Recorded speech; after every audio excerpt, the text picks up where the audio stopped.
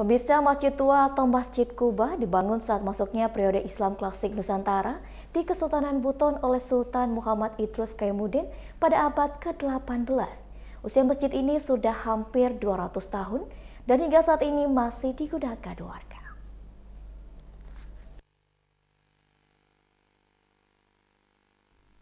Masjid Kuba terletak di Kelurahan Badia, Kecamatan Murhum, Kota Bau-Bau, tidak jauh dari kawasan benteng pertahanan Kesultanan Buton.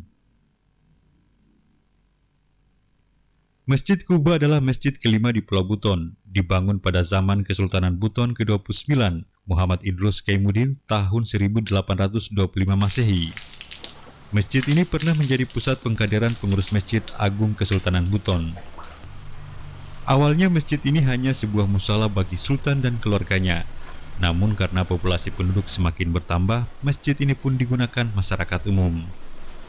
Salah satu masjid yang dibangun di masa pemerintahan Kesultanan 29 dari 38 sultan yang ada pernah memimpin di negeri Buton.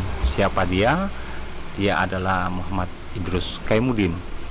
Nah, dalam riwayat bahwa Masjid Kuba ini sesungguhnya adalah masjid kelima yang dibangun di Jazirah Tanah Buton. Bangunan masjid ini tidak begitu luas, diperkirakan dapat menampung 100 jemaah.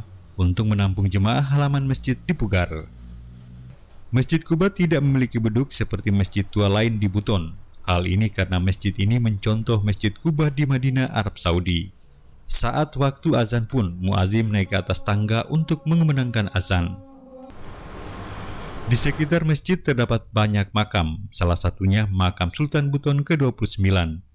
Sesuai wasiatnya ingin dimakamkan di samping masjid dan bangunan masjid sebagai nisannya, sehingga keturunan Sultan juga dimakamkan di sekitar Masjid Kuba. Masjid ini masih digunakan untuk salat oleh warga Bau-Bau, bahkan menjadi salah satu destinasi wisata religi. Dari Bau-Bau, Andi Eba, iNews memberitakan.